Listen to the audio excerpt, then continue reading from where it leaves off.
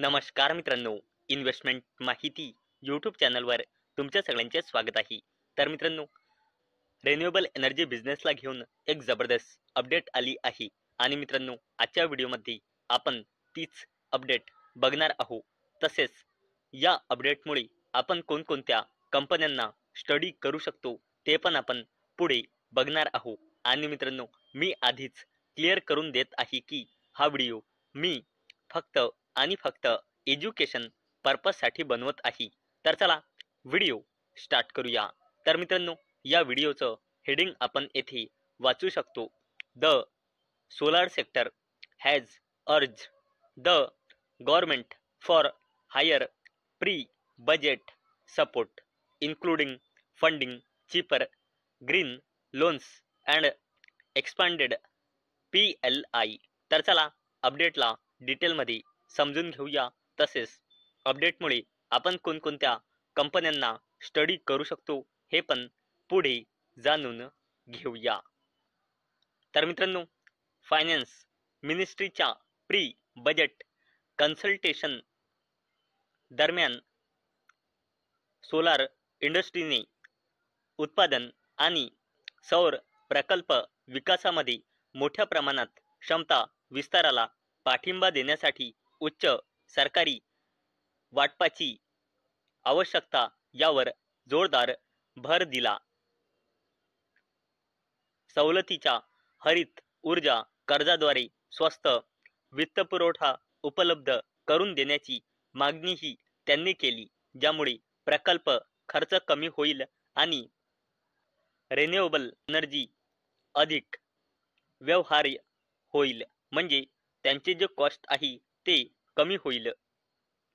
आणि मित्रांनो, या व्यतिरिक्त इंडस्ट्री प्लेयर्सने ग्राहकांच्या वाढत्या मागणीची पूर्तता करण्यासाठी आणि निवासी सौर ऊर्जा स्वीकारण्यास गती देण्यासाठी PM सूर्या घर रूफटॉप सोलार स्कीमच्या अंतर्गत वाढीव निधीची मागणी केली आहे. आणि मित्रांनो, फायनान्शियल सपोर्ट सोबतच या क्षेत्राने प्रगत सौर उपकरणे, बॅटरी स्टोरेज सिस्टीम आणि ग्रीन हायड्रोजन उत्पादनासाठी आवश्यक असलेले इलेक्ट्रोलायझर यासारख्या अधिक घटकांना समाविष्ट करण्यासाठी प्रोडक्शन लिंक इन्सेंटिव्ह म्हणजे PLI योजनाचा विस्तार करण्याचीही मागणी केली आहे. तसेच मित्रांनो, या सोलार इंडस्ट्रीने ग्रीड पायाभूत सुविधा मजबूत करण्याची आणि अक्षय ऊर्जेचे निर्वासन आणि प्रसारण सुनिश्चित करण्यासाठी हरित ऊर्जा कॉरिडॉर सुधारण्याची तातडीची गरज देखील अधोरेखित केली. या उपाययोजनामुळे एकत्रितपणे देशांतर्गत उत्पादन वाढेल, आयात अवलंबित कमी होईल आणि भारताला अक्षय ऊर्जा अधिक कार्यक्षमतेने वाढविण्यास सक्षम केले जाईल अशी अपेक्षा आहे. तर मित्रांनो, आतापर्यंत आपण बघितले की सध्यास वेगवेगळे इंडस्ट्रीचे प्लेयर बजेटसाठी आपली विचार पुढे मांडत आहे. आणि मित्रांनो, अशातच फ्युचर ओरिएंटेड बिझनेस म्हणजे सोलार इंडस्ट्रीकडून सुद्धा काही रिक्वेस्ट आले आहे बजेटच्या आधी की इथे आपल्याला या इंडस्ट्रीमध्ये सुधार करण्याची गरज आहे. आणि मित्रांनो, आजच्या अपडेटमध्ये आपण तेच बघितले आहे. तर चला मित्रांनो, आता आपण बघूया की या अपडेटमुळे आपण कोणकोणत्या कंपन्यांना स्टडी करू शकतो.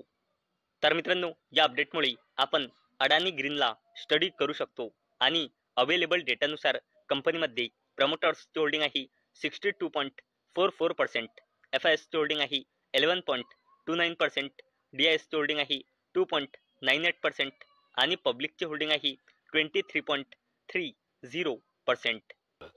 आणि मित्रांनो, अडानी ग्रीनमध्ये प्रमोटर प्लेजिंग पर्सेंटेज आहे 0%. तसेच मित्रांनो, या अपडेटमुळे आपण JSW एनर्जी लिमिटेडला देखील स्टडी करू शकतो आणि अवेलेबल डेटानुसार कंपनीमध्ये प्रमोटर्सची होल्डिंग आहे 69.26%, FISची होल्डिंग आहे 12.12%, DISची होल्डिंग आहे 11.56% आणि पब्लिकची होल्डिंग आहे 6.97%. आणि मित्रांनो, जर आपण JSW एनर्जी लिमिटेडची प्रमोटर प्लेजिंग पर्सेंटेज बघितली तर ही लगातार वाढत आहे 11.13% ने 11.26% आणि करंट डेटानुसार आहे कंपनीमध्ये प्रमोटर प्लेजिंग पर्सेंटेज 11.60%. तसेच मित्रांनो, अपडेटमुळे आपण टाटा पॉवर कंपनी लिमिटेडला देखील स्टडी करू शकतो आणि अवेलेबल डेटानुसार कंपनीमध्ये प्रमोटर्सची होल्डिंग आहे 46.86%, FISची होल्डिंग आहे 10.19%, DISची होल्डिंग आहे 16.34% आणि पब्लिकची होल्डिंग आहे 26.29%. आणि मित्रांनो, टाटा पॉवर कंपनी लिमिटेडमध्ये अवेलेबल डेटानुसार म्हणजे सप्टेंबर 2025च्या डेटानुसार प्रमोटर्सची होल्डिंग आहे 46.86% आणि प्रमोटर प्लेजिंग पर्सेंटेज आहे 0%. तसेच मित्रांनो, या अपडेटमुळे आपण Sterling and Wilson renewable energy लिमिटेडला देखील स्टडी करू शकतो आणि अवेलेबल डेटानुसार कंपनीमध्ये प्रमोटर्सची होल्डिंग आहे 45.73%, FISची होल्डिंग आहे 7.11%, DISची होल्डिंग आहे 3.18% आणि पब्लिकची होल्डिंग आहे 44%. मित्रांनो, अवेलेबल डेटानुसार स्टेर्लिंग अँड विल्सनमध्ये प्रमोटर्सची होल्डिंग आहे 45.72% आणि प्रमोटर प्लेजिंग पर्सेंटेज आहे 27.62%.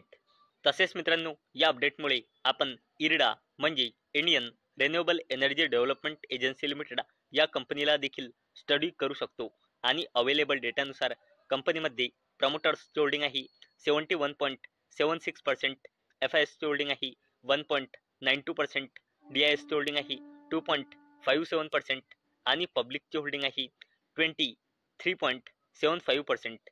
आणि मित्रांनो, ही एक गव्हर्नमेंट कंपनी आहे म्हणून प्रमोटर प्लेजिंग पर्सेंटेज 0% आहे. तर मित्रांनो, आजच्या व्हिडिओमध्ये आपण बघितले की बजेटच्या पहिले सोलार इंडस्ट्रीकडून रिन्युएबल एनर्जी बिझनेसला घेऊन काही सजेशन आले आहे सोलार इंडस्ट्रीकडून.